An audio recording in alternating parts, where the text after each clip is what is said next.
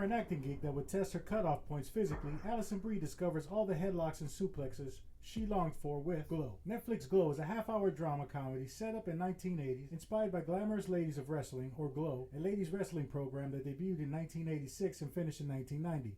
The Netflix original series shares similarities with the real Glamorous Ladies of Wrestling, also were wanting to make it in the big-time show business. Creators Liz Flahive, Carly Mensch, and executive producer Jenji Cohen from Orange is the New Black deliver a hilarious, dramatic, and delightful addition to female-led stories that's also one of the best Netflix originals. Glow is based around Ruth, or Alison Brie, a struggling wannabe on-screen actress who adores acting, perhaps excessively, in 1980s Los Angeles. She just has $83 in her bank account, doesn't know whether she would be able to pay her gas bill, and needs media part. in my bank account, and I don't know if I can pay my gas bill.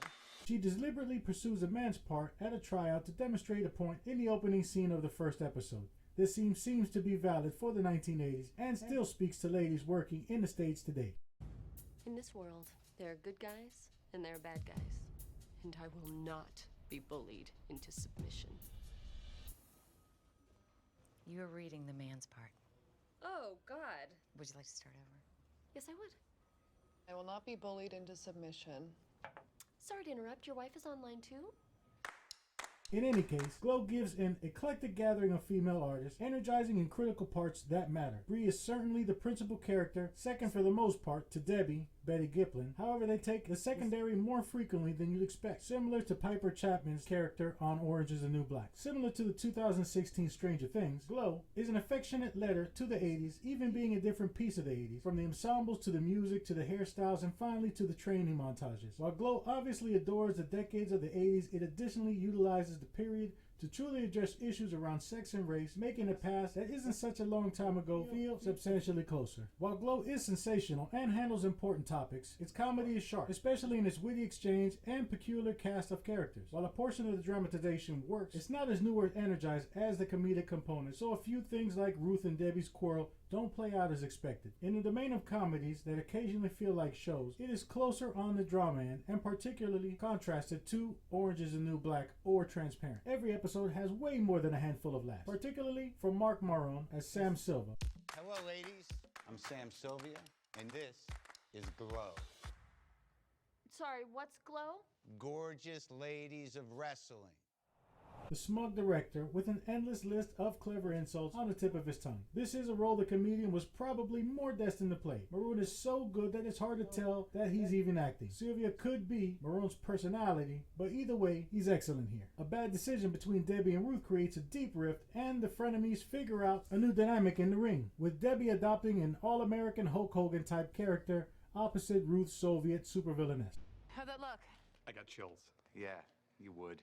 Learning the basics in the ring, from running the ropes to perfecting stances, was important though. I was dying to get into the bigger moves, Brie said. Other than the drama, what Glow specializes in is to make each character composed. Regardless of how evil, each character has some sort of appeal that will make you wish there were more scenes solely around them. We don't get character-driven scenes as in Orange is the New Black, yet there are brisk scenes that demonstrate to us an awesome insight about the characters. All of the characters in Glow are not what you think they are when you initially meet them. As you begin to truly feel for Ruth, a major astonishment about her own life may turn you. A show inside a show. Sebastian Bash Howard, played by Chris Lowell, seems to be an elitist douchebag. Even better, he is an elitist douche who has a robot loaded with drugs. This is Sebastian Howard, our producer.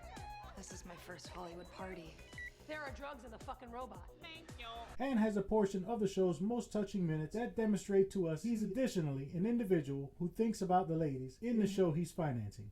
Lady wrestlers. I get it. Women can do anything men do, blah, blah, blah. Among the wrestlers, Brittany Young as Carmen Wade, who's from a wrestling family, and Sydel Knoll as Cherry Bang, who goes up against the apparently unthinkable assignment of preparing this gathering of loners to end up proficient wrestlers in a matter of weeks. We gotta shoot this thing in like 5 weeks.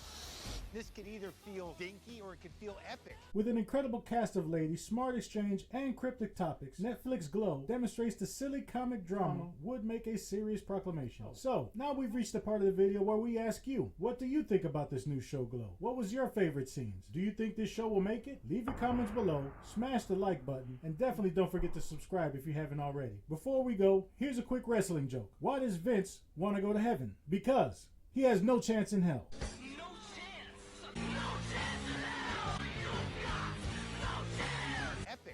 let's give them one. This is about justice. Storytelling. This is about As always, we appreciate you watching. Have a great day.